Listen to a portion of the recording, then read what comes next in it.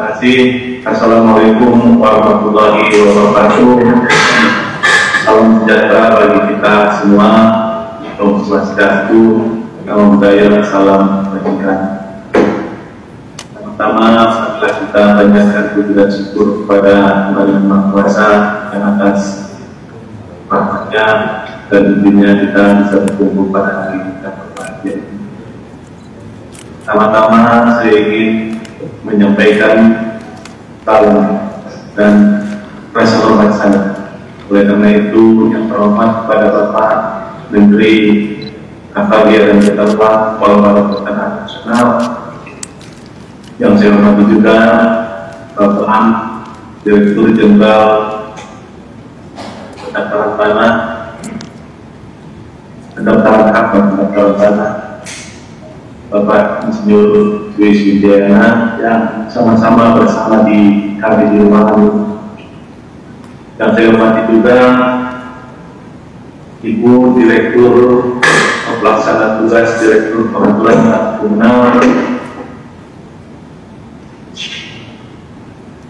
dan Pembinaan PPAT, Dewan Direktur Pengaturan Tanah Komunal, Hubungan Kelembagaan dan Pembinaan PPAT. Yang saya hormati juga Ibu Direktur Pengaturan Pendaftaran Tanah dan Uang, Ibu Tan Triabeng. Yang saya hormati juga Kepala Pusat Data dan Informasi Kampus Datin, Kementerian Sosial dan BPN. Dan saya hormati juga Ibu Sekretaris Umum, Bendahara Umum, dan semua para habib yang hadir dan tidak hadir pada hari ini. Juga yang saya hormati seluruh rekan-rekan pengurus pusat, pengurus wilayah, pengurus daerah di seluruh Indonesia, dan juga rekan-rekan semua PPAT, Kota IPA di seluruh Indonesia.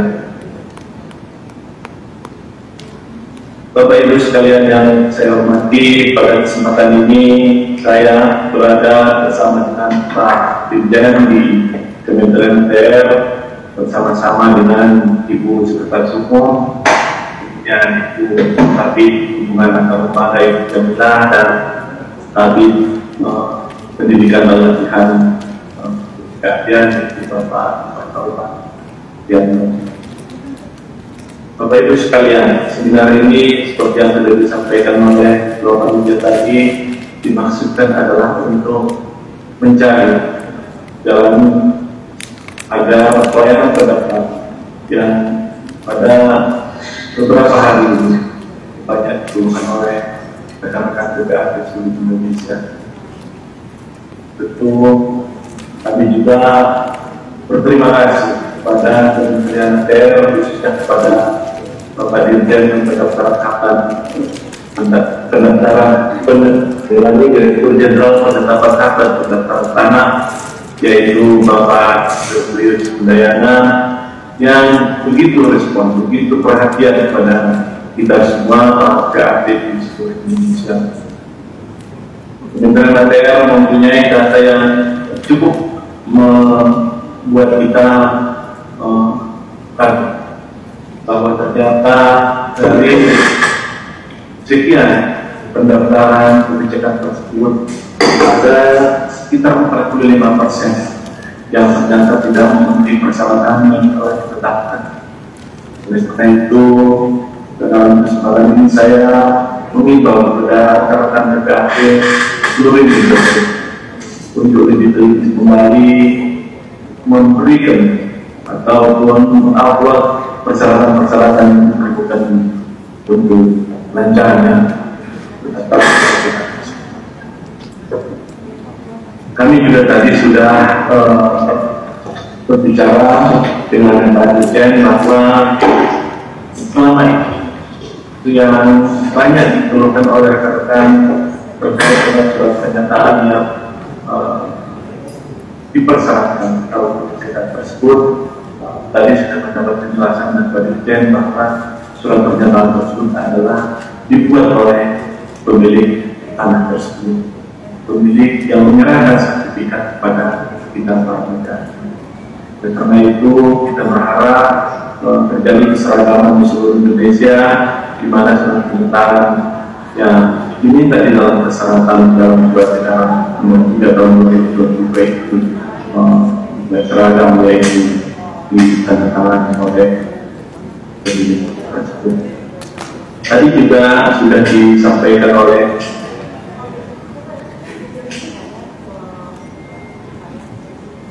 masih bisa jalannya. Tadi juga sudah kita bicarakan terkait dengan lamanya waktu yang kita melakukan.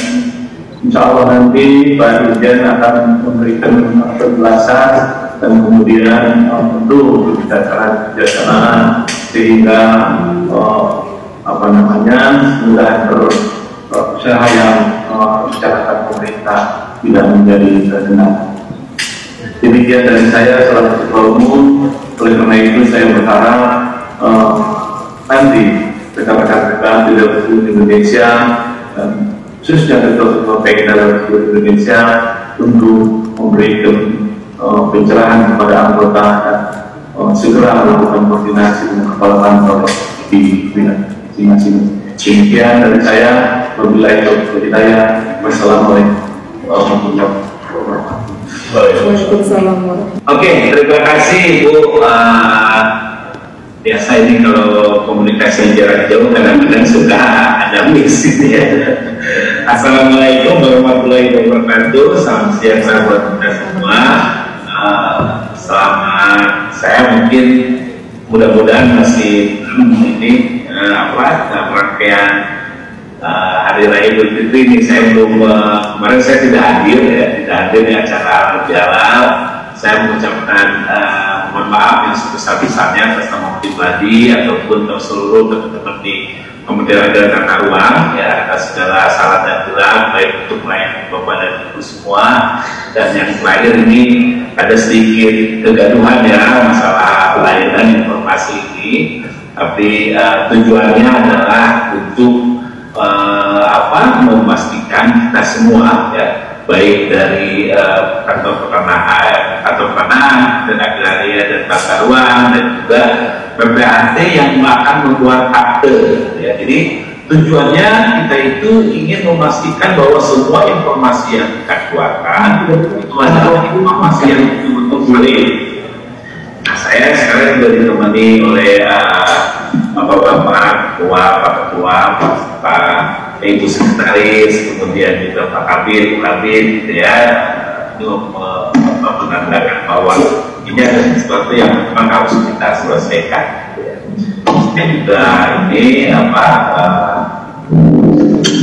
ya, dari sekian data yang masuk itu ada sebagian yang yang belum kita keluarkan layanan-layanan itu sesuai dengan SOP yang kita tetapkan ya. Tapi nanti kita akan terus, dan rencananya ini dalam bersamaan hari ini juga saya monitoring dengan kanwil Pak Ketua gitu ya. Jadi dengan kanwil, dengan kata untuk monitor juga gitu kan. Karena saya juga melihat memang ada beberapa ya kelambatan bahwa bahkan ada beberapa kantor beberapa hari yang lalu saya cek belum mengeluarkan output gitu yang akan saya lihat. Tapi tujuannya Bapak dan Ibu kita adalah bagaimana kita bertransformasi untuk melakukan layanan peternakan. Sebelumnya kita sudah melakukan beberapa layanan yang ada 4 layanan yang bisa kita keluarkan. Dan itu sekitar 40% atau 50% dari layanan kita. Jadi selama pandemi itu layanan pertanahan atau PNBP dari PNBP Kementerian Agama dan Tata Ruang ini tidak berkurang gitu ya, hampir sesuai dengan target yang ditetapkan. Artinya apa? Artinya program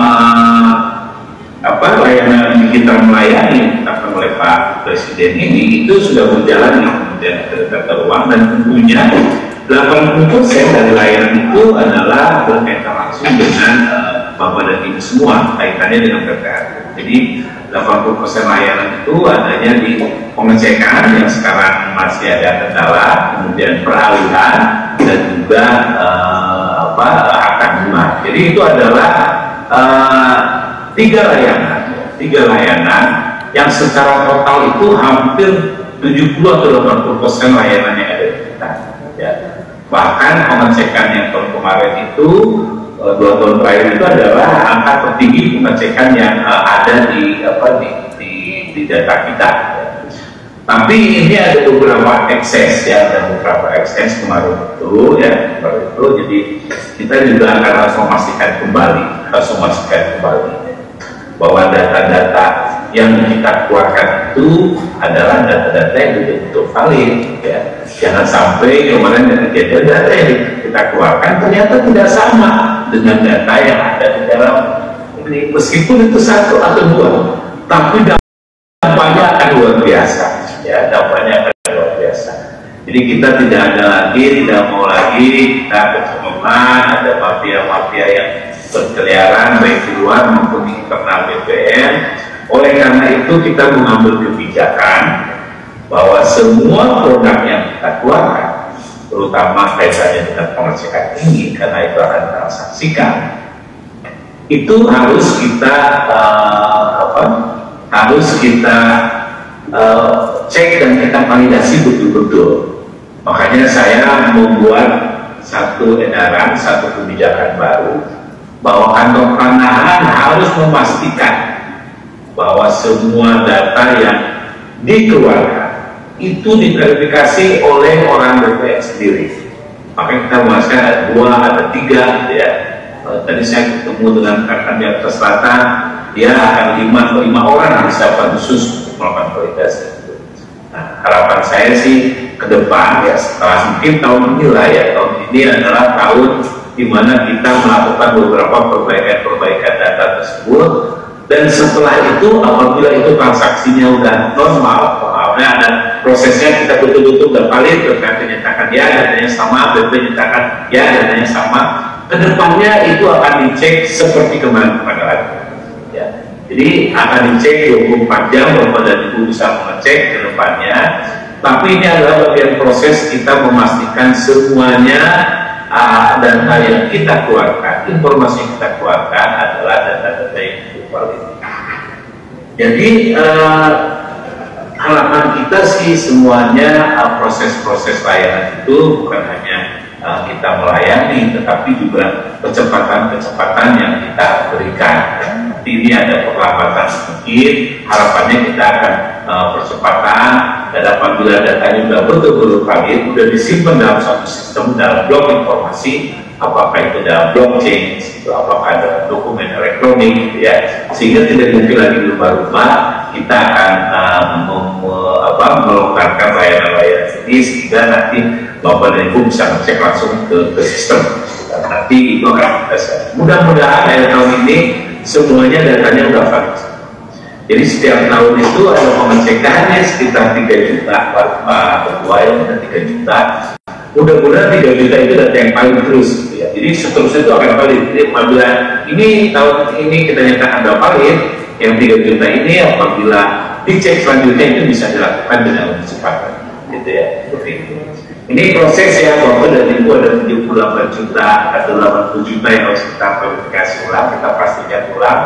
Harapannya Bapak dan Ibu juga tidak terkecoh ya, Bapak tidak terkecoh, Bapak dan Ibu tidak terkecoh dengan orang yang akan membuat beberapa kesalahan dan informasi-informasi yang tidak valid. Nah, tujuannya apa? Tujuannya juga kita untuk ease of doing business ya. Jadi ODP kita di 106, harapan saya sih bisa naik di sekitar 80-an atau 60. Ya, Pak Presiden mintanya di 40 ease of doing business registering property. Yang paling banyak adalah bagaimana step mengecek data-datanya secara elektronik. Jadi ini bagian dari kita semua, bagian dari PPAT, bagian dari kementerian untuk melakukan perbaikan atau adjustment terhadap data-data. Ini file presentasinya ada nggak ya Pak Arif? Bukan ya Pak Arif. Jadi kalau kita lihat ya Bapak dan Ibu, ini 3 tahun terakhir pengecekan data yang saya peroleh itu informasi itu sekitar 8 juta di 2019, 2020, 2021 meskipun itu dalam kondisi pandemi, tapi ada 8 juta transaksi yang di 2 juta transaksi yang terjadi selama 3 tahun ini. Ya, artinya apa? Artinya ini semua kaitannya dengan PPAT. Jadi 3 terbesar saya sampaikan di depan: layanan informasi, pembebanan, urusan peralihan, itu totalnya sekitar 15 juta lebih ya selama 3 tahun. Jadi rata-rata setahun ada 5 juta transaksi, dan yang paling banyak data yang saya dapatkan kemarin itu adalah masih yang MBR. Jadi hak tanggungan itu yang paling banyak di bawah 500 juta.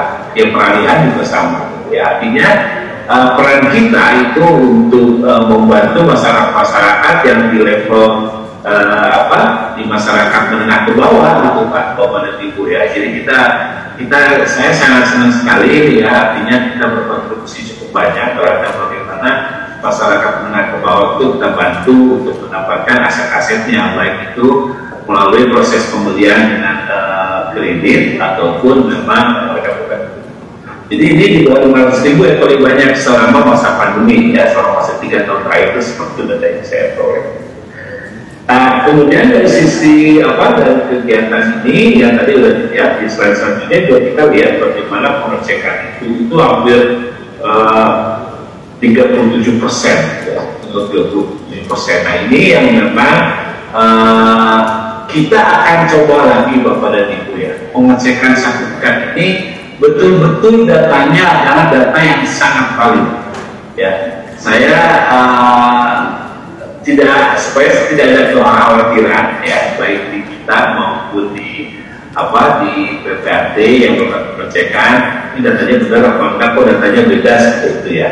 Nah, kemarin kita melihat ada 1-2 kasus yang datanya berbeda terus keluar, dan itu yang kita harus antisipasi, jangan sampai makin banyak lagi data-data yang tidak sesuai keluar dari sistemnya PPN ya.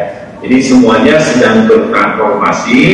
Bapak dan Ibu mohon kesabarannya, mohon pengertiannya.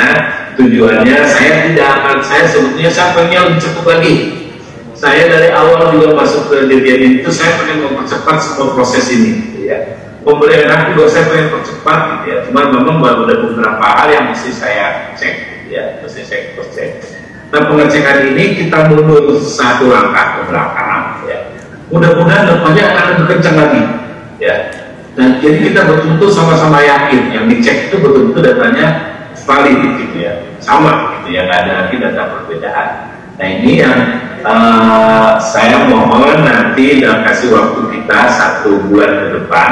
Hari ini saya sosialisasi, saya monitor beberapa hal yang kita lihat memang ada beberapa kelambatan dari sisi kita ya, dari sisi kita. Ini data-datanya sudah ada, emang ada beberapa data menjadi bagus ya, menjadi kreditur yang 3.300 itu datanya sama tuh. Jadi tidak beda, kalau dulu kan Bank BCA berkedudukan di mana, ini beda-beda, ada Bank Sentral Asia ditulis ya, beda-beda. Sekarang kita samakan semua sehingga informasinya kalau saya nyari Bank BCA itu punya tanggungan di mana saja dan berapa nilainya langsung bisa ketahuan kan.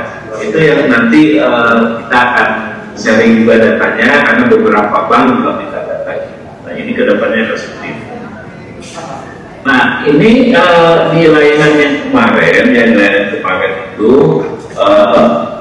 pengecekan yang kita bisa pengecekan dulu ya. Pada pengecekan itu kalau datanya tidak valid memang tidak keluar, jadi ada beberapa yang data kita cek valid atau tidak valid ya. Tapi yang valid juga kadang-kadang ada beberapa yang tidak sama isinya. Nah itu yang saya sekarang harus pastikan semua PP, semua kantor keanakan pada saat mengeluarkan informasi itu harus ditandatangani oleh petugas yang ditunjuk dan datanya harus betul-betul valid, sehingga kantor keanakan itu punya kewajiban juga untuk mengecek dan memberikan informasi bahwa datanya betul nih ada di BPN. Kalau datanya berbeda dengan data yang dipegang oleh para PPAT, berarti ini harus dilaporkan ke BPN. Ini ada yang palsu mana nih, gitu kan? Seperti itu harus kita pastikan. Makanya kita minta dari PPAT juga mengklik ya atau tidak datanya itu. Tapi kita minta dari awal, ya minta dari awal itu. Coba kita sama lagi, ini dalam berproses nih ya, dalam berproses. Jadi dalam berproses itu di slide selanjutnya itu ya pemegang sertifikat itu harus sama tangan dulu deh itu. Nggak perlu pakai saksi-saksi nih, saya mau samakan nih, ada yang pakai saksi, kemudian apa lagi KTP segala macam, iya ya. Nanti kita samakan, saya buatkan semacam surat pernyataan karena ini semuanya saya bilang ini semuanya berproses. Kita Bapak dan Ibu harus memastikan, harus tahu customernya, orang yang mau mengecek itu orangnya betul atau tidak. Jangan sampai seperti kasus seperti Pandino Pandijala atau kasusnya Delina Juber gitu ya. Banyak aktor-aktor yang berkeliaran, orangnya sertifikatnya asli cuma dilakukan oleh orang yang tidak berhak gitu ya. Itu yang nanti kita minta. Jadi yang membuat pernyataan itu bukan PPAT, kemarin ada MIS ya. Jadi yang punya sertifikat dong yang menyatakan keasliannya, bukan memang mereka sertifikat baik. Jadi ini adalah proses kita ya kedepannya sampai suatu saat bahwa kita nyatakan ini ngeceknya boleh bisa langsung. Saya ingin sih semua orang bisa ngecek ke depannya itu. Cuma ini kita berproses dulu ya, Bapak dan Ibu ya. Kemudian kalau dulu itu pengecekan hanya dilakukan oleh mitra, sekarang itu kita buka loket di kantor gitu ya. Jadi kalau Bapak dan Ibu masih ribut-ribut ini aplikasi nggak bisa di-entry untuk pengecekan, sebetulnya untuk masyarakat saya bisa ngecek kantor, tapi bukan untuk buat akta ya. Kalau buat akta bukan Bapak dan Ibu harus ngecek, memastikan itu. Kita garansi datanya 7 hari ya. Jadi apabila 7 hari itu ada perubahan data, misalnya tiba-tiba hari kelima ada blokir atau ada sita dan matilan misalnya tiba-tiba gitu ya. Dan ada informasi mengenai gugatan, kita akan informasikan ya nama hari ke-7. Jadi pada saat pengecekan itu kita garansi sampai hari ke-7 seperti itu supaya kita sama-sama bisa memastikan proses layanan ini. Kemudian ya PPAT itu ya memang di pasal 97/16/2021 itu harus memastikan, tapi memastikan itu artinya ya sertifikatnya juga diserahkan ke PPAT gitu ya. Jadi kan saya lihat di proposalnya tanpa sertifikatnya diserahkan, enggak begitu gitu ya. Tetap sertifikat sama seperti normal, cuma sekarang bagaimana mengeceknya itu dengan data elektronik yang ada di ini biar kebulak-balik gitu ya. Nah ini ada masalah prosesnya belum sesuai dengan SOP, nanti kita perbaiki terus. Tapi yang di awal syaratnya apa? Itu mengunggah surat permohonan, sertifikat asli ya, beberapa kita buat dulu deh ya, seperti itu, supaya kita bisa ngecek dulu. Nanti kedepannya nanti kita akan buat supaya semua orang bisa melakukan pengecekan. Ya. Sama antara pengecekan dengan SKPT juga sama, nanti lihat di juknisnya, memang tidak beberapa hal yang harus kita lihat. Jadi di Kementerian Layanan yang baru itu ada tangan-tangan produk informasi. Ini sebenarnya sekarang ada tangan produk informasi yang dilakukan oleh pejabat yang ditunjuk. Ya nanti saya akan monitor nih, jangan sampai pejabat yang ditunjuknya main-main juga, gitu ya. Artinya sudah selesai tapi tidak tanda tangan. Ini juga kita.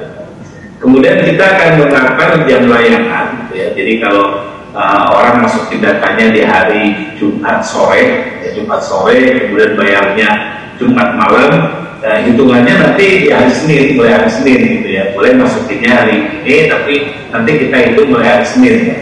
Kalau kemarin hitungannya ya Jumat masuk ya ditunggakan tuh 1 minggu gitu ya kemarin itu. Nanti kita akan atur supaya tunggakannya bisa kita lihat lagi. Ya. Jadi mungkin selanjutnya di halaman 13 saja, halaman 13 itu data-data yang tadi disampaikan oleh Pak Ketua. Jadi berdasarkan data yang masuk ada 99.000 berkas masuk untuk ini pengecekan aja, pengecekan saja. Tapi ada berkas yang ditolak itu 45.000 atau sekitar 45%, dan pernah ditolak sekitar 16%, sekitar 15%. Jadi ini mungkin Bapak dan Ibu BPAD tolong dicek ya, tolong dicek berkas-berkas untuk permohonan itu tolong dilengkapi. Nah, di sebelah kanannya itu adalah proses internal BPN. Jadi artinya ada yang diproses sesuai dengan SOP, ada 7.000 tuh ya, udah melewati SOP ada 7.000, ada yang masih SOP 45.000, ada yang selesai 16.000 di luar jangka waktu SOP. Jadi kalau SOP-nya satu hari itu ada 16.000 yang di luar SOP dan baru 29.000 yang sesuai dengan SOP.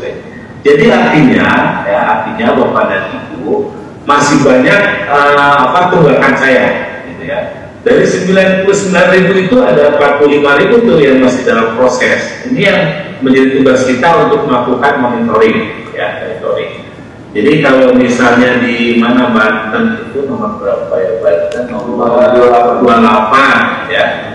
Itu dari yang masuk ini masih sedikit nih, ya. Yang masuknya 6.000, yang keluarnya itu ya 800-900 gitu ya. Jadi masih banyak tuh tunggakannya di Banten itu. Nanti saya akan monitor, Pak Ketua juga dengan Bu Kabit di Banten nih, ternyata tadi mau begitu. Nanti kita akan monitor semuanya. Ya, nanti saya akan monitor. Saya mohon maaf nih ada keterlambatan ini. Ini mungkin teman-teman BPN juga harus menyesuaikan, tapi tujuannya adalah memastikan semua data-data itu adalah data-data yang betul-betul valid. Ya.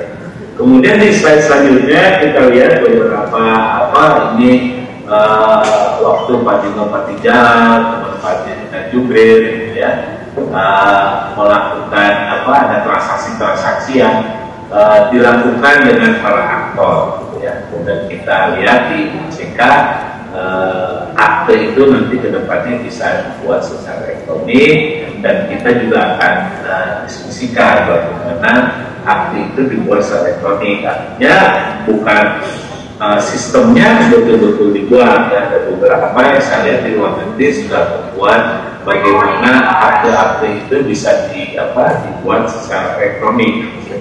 Jadi bagaimana sih kedepannya akte itu, ya, akte itu yang saya sih inginnya di slide selanjutnya itu sistemnya harus terverifikasi sama seperti angka kandungan itu. Sebelum kita launching sistemnya itu diverifikasi dulu tuh sama BSSN sama Menko Menteri Informasi gitu ya, itu sesuai dengan ketentuan. Kemudian harus dicek. Kemudian saya juga menghadap itu nanti bisa kita lihat gitu ya, menghadap itu kedepannya bakal menghadap itu bisa di mana saja itu menghadap itu dengan Zoom gitu ya, dengan aplikasi seperti Zoom. Jadi bisa aja tuh kalau saya lihat di beberapa website itu di luar negeri, orangnya mau ngantarkan di kantor, mau ngantar secara elektronik, atau orangnya ada di luar negeri gitu. Itu ada beberapa catatan ya untuk notaris, tangan akte notaris elektronik itu ada beberapa ini. Ya. Tapi kalau dilakukan dengan metode tidak menghadap atau secara virtual, sistemnya harus bisa memastikan bagaimana face recognition, bagaimana biometrik, apakah yang duduk sebelah saya itu betul-betul Pak Ketua atau bukan, gitu kan? Itu yang bisa harus dipastikan oleh sistem itu. Dan ini karena ini kaitan dengan masalah hukum, makanya semuanya harus kita pastikan dalam sistem ini bisa kita memastikan biometriknya, face recognition-nya, kemudian domicile elektroniknya. Jadi tanpa hadir kita tahu. Kemudian para pihak BPAD punya elektronik dan materinya sekarang sudah punya elektronik. Jadi ada beberapa hal yang mendukung ini. Jadi materi sudah oke, BPAD bisa menyediakan elektronik, para pihak juga mungkin ya, para pihak dan saksi mungkin juga bisa kita minta. Jadi yang sudah siap elektronik nanti kita lakukan secara elektronik. Tapi dalam sistem yang kita buat, apakah sistem yang dibuat BPN atau ada pihak lain yang membuat sistem, nanti akan kita lihat. Mungkin itu yang bisa saya sampaikan ya Bapak dan Ibu. Terima kasih atas acara ini. Saya hari ini dengan Bapak dan Ibu PPAT, saya juga akan monitor ke kantor kepanaan terkait dengan keterlambatan yang terjadi ya. Jadi mudah-mudahan akhir bulan ini sudah normal kembali ya. Saya akan monitor tuh yang 45.000 itu kenapa terlambat gitu ya. Nanti supaya ini karena kaitannya dengan masyarakat akan membuat akan terpasang. Terima kasih Pak Ketua, Bapak dan Ibu semua. Mohon maaf nih saya hari ini jadwalnya agak full, makanya saya kemarin dengan Bu Seko, Bu saya jadwalnya full di hari ini. Mohon maaf saya agak buru-buru, tapi terima kasih. Lain kali nanti kita akan buat diskusi dulu ya, apa yang harus kita diskusikan dan apa saja yang bisa kita selesaikan permasalahan ke depan. Harusnya bisa selesai, nanti saya monitor. Terima kasih. Wassalamualaikum warahmatullahi wabarakatuh.